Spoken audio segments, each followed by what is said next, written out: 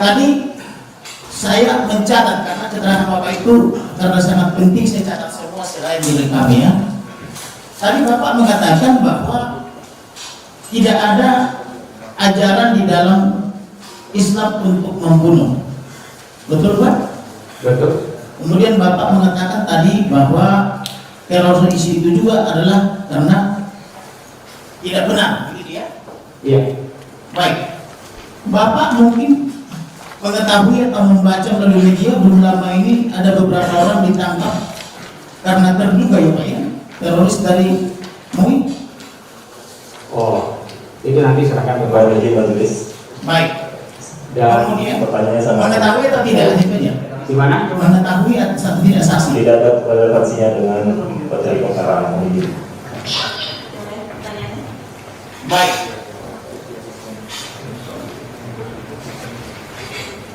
Saudara saksi, masih saksi yang sama.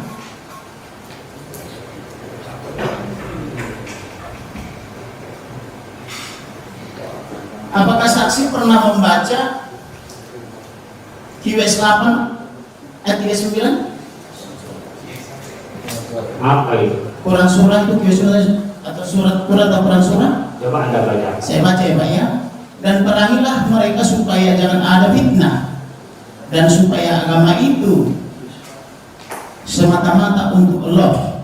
Jika mereka berhenti dalam kurung dari kekafiran tutup kurung, maka sesungguhnya Allah Maha melihat apa yang mereka kerjakan. Apa itu? Maksudnya tadi kan Bapak bilang tidak ada. Anda baca apa itu? Al-Quran. Coba baca Al-Quran yang terjemahannya. Berbahasa Indonesia terjemahannya. Ayatnya apa? Quran surah 8 ayat 39. Kemudian selanjutnya Quran surah 14. Quran surah majelis supaya lebih fair ditampilkan Qurannya surat mana QS itu bisa question surat atau dengan Quran surah yang 8 ayat 39. tolong ditampilkan di depan majelis. Tetap lihat. Baik, silakan. Surat 8 Quran surah. Saksi.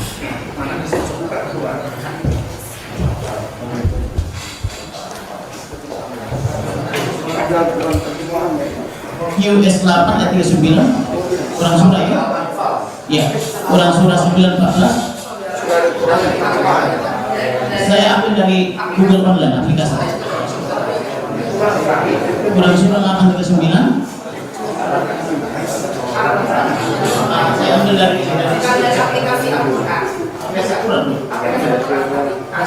Suratnya dulu surat Al-Fatihah. Iya. Al-Fatihah berarti. Iya. Ayatnya 39. Betul. Kita buka 39 Al-Fatihah 39. Orang sudah rugi ya. Jadi maksudnya biar 39 ya. 39 baca atau kasih Bapak aja, kasih Bapak.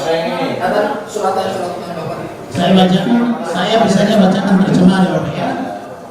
Dan perangilah mereka itu sampai tidak ada lagi fitnah maksudnya, dan agama hanya bagi Allah semata. Jika mereka berhenti dalam kurung dari kekafiran untuk kurung, maka sesungguhnya Allah Maha melihat apa yang mereka kerjakan. Sudah. Ya. Ya.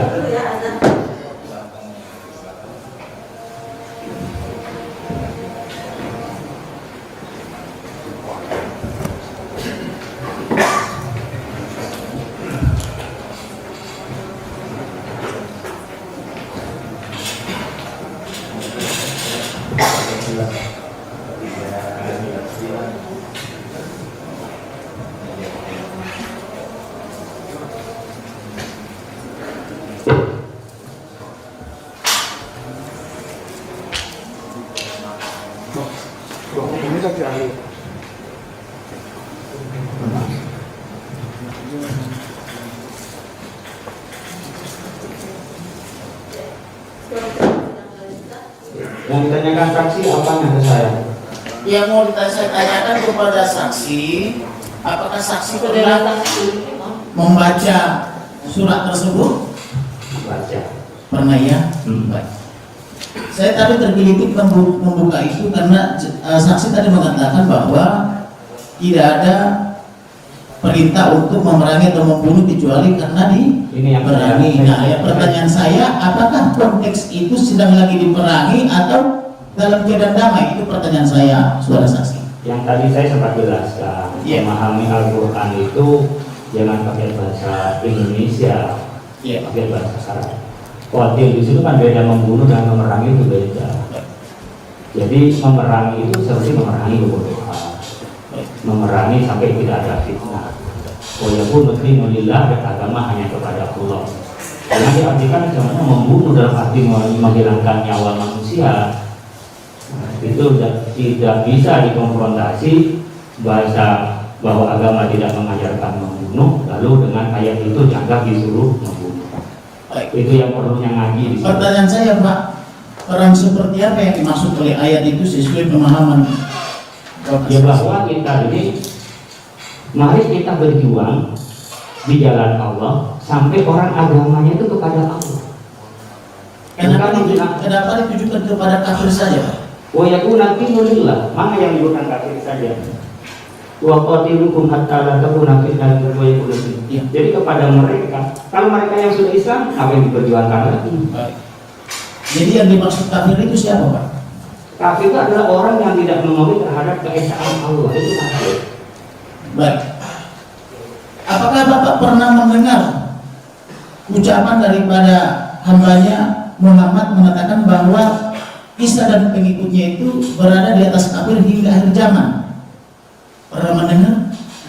Berada di mana? Berada di atas kafir hingga akhir zaman. Di mana? Isa dan pengikutnya. Enggak, kalau yang di dalam Islam itu semua pengikut para nabi yang benar adalah orang yang bertauhid. Hanya syariatnya berbeda. Bukan pertanyaan saya, Bapak sebagai saksi pernah tidak mendengarkan gitu? Enggak. Tidak pernah. Enggak. Apakah saksi pernah mendengar bahwa Isa itu terkemuka baik di akhirat maupun di dunia maupun di akhirat? Gimana? Pernah mendengar Bahwa surat yang mengatakan bahwa Isa itu dan pengikutnya terkemuka di dunia maupun di akhirat? enggak. Belum pernah ya? Baik. Tadi Bapak berbicara dalam memahami Al-Quran itu secara tekstual dan kontekstual. Betul? Memahami, iya. Oke. Bisa Bapak jelaskan seperti apa itu tekstual, seperti apa kontekstual? Nah, tekstual itu adalah memahami Al-Quran hanya pada makna per makna, yang zahir dari makna. Kemudian bagaimana menerjemahkan Al-Quran di dalam kehidupan, penafsiran dalam kehidupan sehari-hari sesuai dengan konteksnya, sesuai dengan kondisinya. Semacam mengaplikasikan begitu dalam diri? Iya, dalam aplikasi Al-Quran itu ada, itu yang harusnya tekstual seperti ulama. Bagaimana menerjemahkan Al-Quran di dalam kehidupan sehari-hari itu yang sesuai dengan kehususan, khususnya di dalam masalah muamalah. Kalau akidah nggak bisa dikontekstualisasikan. Itulah di dalam Islam ada bilang nggak semuanya bisa dikontekstualisasikan. Akidah nggak bisa dikontekstualisasikan. Tetapi muamalah itu sangat dikontekstualisasi. Itu yang disebut dengan ada yang tadi tekstual, yang literalis secara memaknai agama, Al-Quran itu. Ada yang namanya kontekstual, di mana Al-Quran itu ditarik di dalam kehidupan nyata sesuai dengan konteksnya. Itu ekspor, nggak sembarang orang. Nggak sembarang orang ya. Baik. Kemudian saya mau bertanya tentang keterangan saksi tadi kepada majelis hakim maupun kepada jaksa yang menyatakan bahwa kalau saja bersalawat untuk nabinya Muhammad Rasulullah, begitu ya Pak ya? Betul. Apa itu maksud bersalawat? Memberikan rahmatnya. Tadi saya menjelaskan kalau Allah bersalawat kepada Nabi memberikan rahmatnya, kalau malaikat mendoakan dan memintakan ampunnya. Baik. Bila demikian, apa sih arti bersalawat? Berdoa atau memberi rahmat? Nah ini nanti Anda ngaji aja kalau makna itu sudah lumrah di kitab bersalawat. Tidak bisa dijelaskan ya? Nanti kalau Anda mau ngaji Harus isi khusus ya? Baik, Ya. terima kasih Bapak terpaksa untuk menjawab. Baik. karena itu sudah biasa di kitab bersalawat, itu tidak perlu dimaknai lagi makna itu bagi kita. Baik. Jadi maklum di darurat namanya. Baik. Bolehkah saya katakan berselawat itu beribadah atau berdoa? Ya, bersolawat itu artinya, bisa jelasin. Ya. Solawat itu adalah kalau dari Allah itu memberikan rahmatnya, kalau dari malaikat itu memintakan ampunnya kepada Allah Subhanahu. Ya itu dari kalau dari manusia kepada Allah bersolawat itulah memohonkan rahmatnya kepada Allah kita, dan kita agar dekat dengan Allah melalui dengan salawat kepada Nabi Muhammad itu. Ya dengan kata-kata Allahumma sholli ala sayyidina Muhammadin sallallahu. Kenapa saya tidak mau menjelaskan? Karena pertanyaan saudara adalah bagi kami yang muslim sudah sangat paham bersolawat itu. Baik, saudara saksi terkait dengan surat dakwaan yang diajukan oleh jaksa penuntut umum tentang kutipan daripada video terdakwa bahwa seolah-olah ada perpecahan gitu ya. Sedangkan dalam fenomena sosial saat ini kita seringkali melihat perbedaan-perbedaan tajam antara pengikut Sunni dengan Syiah, Muhammadiyah dengan NU. Belum lagi misalnya ada baru-baru ini jam pemerintahan Pak Jokowi, Muslim Nusantara dan sebagainya, gitu ya. Apakah itu bisa dimaknai sebagai perpecahan atau bagaimana cara memaknai itu? Belum lagi ada penyebutan-penyebutan adun dan sebagainya yang sangat kadang menyakitkan hati gitu, saudara saksi. Itu beda antara perbedaan dengan perpecahan. Perbedaan aja ya. Perbedaan saja. Kalau perpecahan itu kan mengarah kepada disharmoni. Tapi kalau perbedaan ada perbedaan pendapat yang lumrah. Beda dengan perpecahan, apalagi dengan cara penistaan itu lagi-lagi. Baik, saudara saksi, saya ini kebetulan senang sekali mendengar ceramah-ceramah seperti ceramah Gus Dur, Quraish Shihab, Profesor Buya Sakur. Bahkan ada sahabat saya suka mengundang saya ke pesantrennya dari NU juga, Gus Nuri. Tapi yang mau saya tanyakan adalah ketika mereka memberikan ceramah-ceramah itu sepertinya kita nyaman-nyaman saja bisa sambil minum kopi, tetapi ada juga yang memberikannya dengan cara yang sangat keras. Nah kemudian yang mau saya tanyakan lagi, di dalam ceramah-ceramah itu ada juga saya pernah mendengar bahwa batu atau Hajar Aswad itu dulu berwarna putih, kemudian karena belakangan menjadi hitam karena menghisap dosa. Apa itu betul? Enggak, itu dari surga. Tidak betul ya? Tidak betul. Kemudian ada juga penceramah yang menyatakan bahwa itu di hari kiamat nanti akan berubah jadi tangan Allah. Itu betul? Apakah itu hadis dhaif gitu? Saya perlu menjelaskan ini di dalam persidangan. Enggak, karena berkaitan tadi dengan dakwah daripada jaksa penuntut umum yang menyatakan bahwa itu adalah kiblat itu sendiri, kan begitu? Ya, saudara saya tidak perlu menjelaskan itu. Baik, tidak perlu dijelaskannya, baik. Ya, Maaf daripada saksi ya. Ya. Kemudian tadi ada pertanyaan, kemanakah umat Islam atau umat Rasul pasca meninggal? Kan begitu tadi kurang lebih penjelasan jaksa di dalam surat dakwaannya. Kemudian yang mau saya tanyakan adalah, ada nggak salah satu surat atau ayat misalnya untuk diberikan kepada terdakwa ini supaya dia yakin, yang menyatakan bahwa ada kepastian kemana perginya pasca kematian? Karena sebab ketika hambanya Muhammad ditanyakan di mana orang tuanya, dia pun menjawab di neraka. Apakah itu sedang bercanda atau serius? Kami kurang paham. Tapi tolong saudara saksi jelaskan. Terima kasih. Pertanyaannya yang mana? Pertanyaannya, kemanakah umat muslim pergi pasca meninggal? Oh, udah jelas. Kita ada namanya alam barzakh. Alam barzakh maksudnya? Alam barzakh. Alam barzakh. Alam barzakh itu adalah alam di mana kehidupan setelah kematian sampai menunggu hari kiamat. Baik. Di hari kiamat itu nanti akan dihisab amal baik dan amal buruknya, termasuk iman dan tidak imannya dalam keyakinan Islam. Nanti di yaumil mahsyar, tempat bertemunya orang-orang itu, istilah Nabi Muhammad memberi pertolongan namanya syafaat bahasa kita. Nah, di situ nanti kalau yang baik ya bisa, bahkan ada di sahabat Nabi langsung ke surga. Yang amal baiknya lebih banyak dan juga dapat pengampunan bisa langsung ke surga. Yang amal baiknya lebih sedikit daripada amal buruknya tapi gak diampuni, ini bisa ke neraka dulu, tapi nanti suatu saat oleh Allah diangkatkan ke surga. Tapi yang tidak beriman kepada Allah itu kina yusolidina fiha. Itu. Nah, pertanyaan saya saudara saksi, itu tertulis di mana? Al-Quran. Enggak, di surat mana misalnya? Oh, nanti banyak dilakukan semua tuh banyak yang menjelaskan. Quran saja ya. Dan dari itu ada semuanya penjelasan itu. Baik, terima kasih para saksi. Bagaimana dengan kaitannya dengan surat 19 ayat 71 yang pada pokoknya menyatakan bahwa semua orang pasti mendatangi dalam kurung neraka itu turun karena itu merupakan suatu kemestian dan merupakan ketetapan Allah. Majelis, Itu ada dalam dakwah jaksa penuntut umum. majelis kami sudah menekankan dan dia bersama tadi. Apakah perlu diulang menanyakan itu? Bukan. Pertanyaan yang jawaban tadi Surat. dikaitkan dengan surat Itu yang tadi. surat. Semua yang surat ada di dalam dakwah kami Surat Maryam 19:1. sudah. Baik. Bila demikian, kalau jaksa keberatan kami ganti pertanyaannya, apakah Kami bukan keberatan. Jangan diulang kata majelis. Pertanyaannya apa? pertanyaannya karena tadi apa namanya saksi menjelaskan ada yang masuk surga ya, ada yang masuk neraka, ada yang masuk neraka dulu baru ditolong, kurang lebih begitu ya pemahaman saya sekilas tadi ya menangkapnya ya, betul? Pak Iya, Saksi? tadi kalau ayat itu saya jelasin tadi. Iya. Nah, pertanyaan saya kaitannya dengan surat 1971.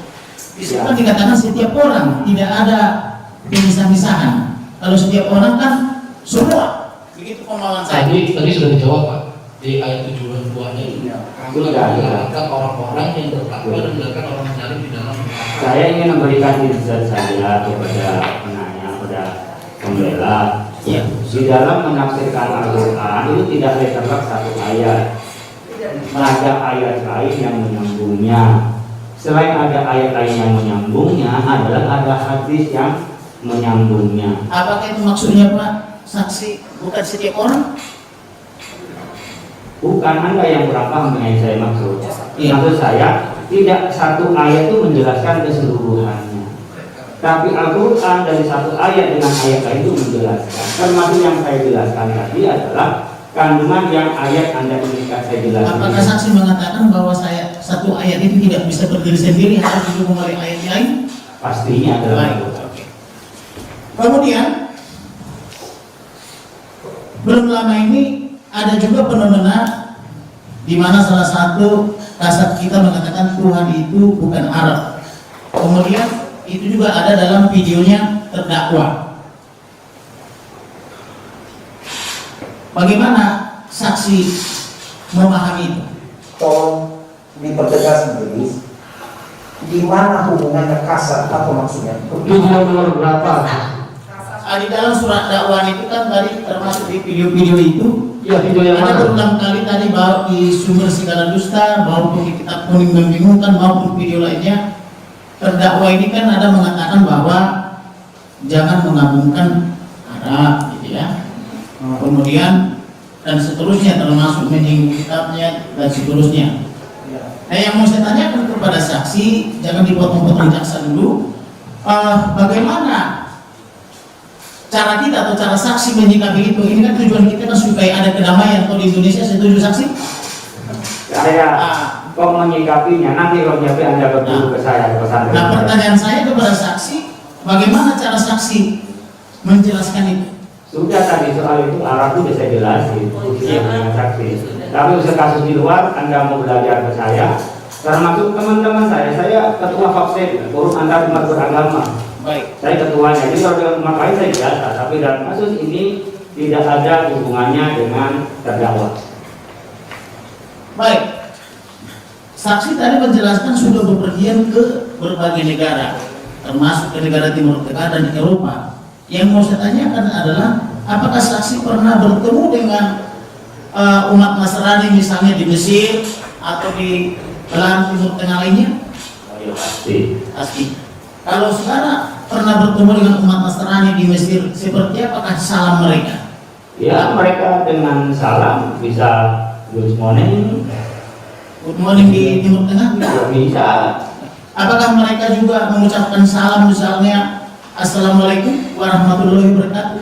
Mereka kadang-kadang cuma assalamualaikum. Assalamualaikum. Assalamualaikum. Assalamualaikum itu salam kepada tapi kata warahmatullah itu nggak ada yang diganti dengan Yesus. Kan? Bagaimana dengan kata Alhamdulillah? Apakah itu diucapkan Nasrani di Timur Tengah? Alhamdulillah diucapkan, tapi tidak alhamdulillah Yesus. Pernah bertemu dengan apa namanya Kristen Koptik di Mesir? Saya nggak ke Mesir. Oh, Saya belum pernah ke Mesir ya. Iya. Baik. Mereka tidak mengucapkan Bismillah Yesus, tidak mengucapkan Alhamdulillah Yesus, tidak mengucapkan juga Ar-Rahmat Yesus, begitu saksi? Saya belum pernah menemukan. Belum pernah menemukannya. Baik. Saudara saksi tahu nggak bahwa terdakwa itu mengucapkan itu kapasitas dia sebagai orang yang sudah percaya kepada Yesus? Memang tidak lazim di dalam dunia Islam. Ya, urusan dia masuk tidak masuk itu adalah bagian dari kebebasan. Tapi simbol Islam pertama itu sudah diubah. Baik. Yang kedua, maknanya itu ketika bilang Allah itu yang pencipta. Baik. Bagi kami itu bukan. Apakah saksi mengetahui ketika terdakwa ini mengucapkan salam itu ditujukan kepada siapa salamnya? Oh itu urusan, tapi itu sudah di sifatnya umum, bukan hanya soal itu juga. Tapi redaksinya sudah salah. Soal tujuannya nggak ada masalah. Misalnya untuk kalangan sendiri atau untuk kalangan umum. Oh ya di YouTube pasti umum lah. YouTube itu kan bebas pendengar, bebas audiens. Baik. Kemudian saya mau tanya kepada fenomena sosial juga bahwa seringkali kita mendengar ada yang namanya murtadin, ada yang namanya walak dan seterusnya itu. Saudara saksi pernah mendengar itu? Sudah. Jelas ya. Baik. Teman-teman yang mualaf umumnya juga diundang bersaksi kemana-mana atau berceramah kemana-mana. Demikian juga dengan yang murtadin, seperti terdakwa ini juga kemarin kami periksa saksi dari GBI, diundang juga ke berbagai GBI karena dalam tanda petik dianggap ada sensasinya. Kemudian menjadi pertanyaan saya, tahu nggak saksi bahwa terdakwa ini mengucapkan itu sesuai surat dakwaan, ada tulisannya di dalam dakwaan jaksa bahwa itu adalah tindakan merespon daripada Bapak Abdul Somad yang menyatakan di salib itu ada jin kafir. Saksi tahu tidak itu? Saya nggak tahu. Tidak tahu ya. Baik. Tidak tahu ya. Tidak tahu kalau dia merespon Ustaz Somad. Tidak tahu ya. Tapi mendengar kalimat itu di salib itu ada jin kafir manggil-manggil haleluya. Pernah lihat videonya? Saya belum pernah mendengar. Belum pernah mendengar ya. Baik. Baik. Tadi saksi mengatakan kepada majelis dan kepada jaksa bahwa Al-Quran itu adalah wahyu Allah kepada Rasulnya. Bisa saudara saksi jelaskan referensinya tertulis di mana? Oh ya Al-Quran tadi disampaikan ayat. Suratnya, ayatnya? Qul innama ana basyarun. Surat Al-Kahfi. Surat Al-Kahfi. Surat Al-Kahfi ya. Ya. Nanti Qul innama ana basyarun mislukum yuha ilayya annama lillahi yuha ilayya. Itu adalah wahyu kepada aku. Baik. Ya. Kemudian saya masuk kepada video tentang kitab kuning membingungkan.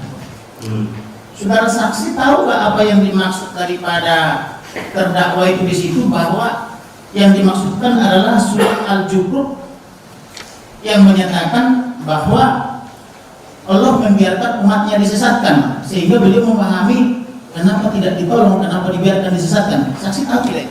Sudah saya jelaskan tadi. Baru saya Baik jelaskan ya. kembali. Yang saudara saksi tadi bilang itu sebagai kebodohannya ya. Ya, Saya catat tadi soalnya. betul memang itu. Jangan diulang ya. Baik. Saudara saksi tahu tidak bahwa dalam memahami Al-Quran dan hadis itu banyak tafsir. Ada berbagai tafsir. Pernah mendengar berbagai tafsir? Sama tafsir Al-Qurtubi. Salah, Anda bertanya yang salah. Oh, jadi harusnya bagaimana bertanya? Kalau Anda bertanya bagaimana memahami Al-Quran itu bukan dengan tafsir, Ya. itu melalui usul fikih dan kaidah fikih dan juga melalui ilmu alat. Tapi kalau tafsir itu adalah penafsiran dari Al-Quran. Ada yang birriwayat, ada namanya birriwayat. Birriwayat artinya memahami Al-Quran dari sabda-sabda Nabi. Birriwayat itu dari kesimpulan pemakna yang terkandung dari Al-Quran maupun hadis Nabi. Baik. Tapi benar ada beberapa tafsir ya. Seperti tafsir Al-Qurtubi, Tadi jelasin itu. tafsir Kerajaan Arab Saudi, Oh tafsirnya enggak, itu bukan. Enggak, itu kan aja bukan tafsir, tapi tafsir. Ada versi mereka sih di YouTube itu menurut kerajaan ini, menurut Al-Qurtubi, Al-Jazari. Al-Qurtubi itu bukan kerajaan, dia seorang Tafsir. Iya, ada seorang ulama tafsir yang diriwayatkan ada tafsir Al-Qurtubi, Al-Tabari, kemudian yang diriwayatkan ada Ibnu Katsir itu. Jadi bukan kerajaan, dia orang yang expert di bidangnya yang mempunyai metode di dalam penafsiran. Baik, maksud saya kalau kita buka Google ada tafsir menurut beberapa pendapat para ahli seperti Al-Tabari, Ibnu Katsir, Al-Qurtubi, Al-Jalalain, kemudian ada juga menurut kerajaan apa itu Yordania misalnya gitu. Enggak, kalau kerajaan enggak ada. Kalau yang tadi benar. Yang empat tadi ada ya? Iya, tapi kalau kerajaan Jordania enggak. Pertanyaan saya, tafsir ini kan kalau kita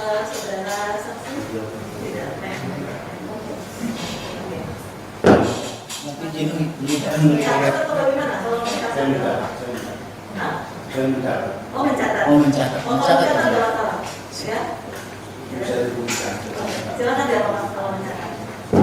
Baik. Saudara saksi, demikian juga dengan mazhab kalau kita lihat dalam pemahamannya juga kan seringkali juga ada perbedaan sedikit begitu ya saudara saksi ya? Iya. Oke. Artinya di dalam Islam itu juga dalam memahami tidak semua mereka sependapat dalam memahami sesuatu hal, Bang. Ada perbedaan ya? Ada perbedaan tapi tidak ada penistaan. Bukan penistaan, betul setuju. Tidak ada penistaan, tapi perbedaan ada. Jadi yang pokok nggak ada perbedaan, yang ada perbedaan itu di huruf, di cabang-cabangnya saja. Nah, pertanyaan terhadap adanya perbedaan itu bagaimana cara menyikapinya? Nah ini yang saya ajari jalan menyikapinya. Silakan, silakan. Kalau di dalam pokok-pokok agama itu kalau dia berbeda berarti dia penyimpangan. Dia keluar dari kerangka Islam. Soal tauhid, akidah. Tapi kalau berkenaan dengan yang buruk seperti hanya sholat tarawih, berapa rakaat, penentuan apakah rukyah dengan hisab, itu ranah yang memang berbeda dan kita ditolerir. Sekali lagi dari yang ditolerir perbedaan itu tidak ada yang menistakan, merendahkan, ya, apalagi juga merendahkan dan menghina. Terima kasih. Baik. Kemudian saya bertanya kepada Bapak Kiai Haji Otoni.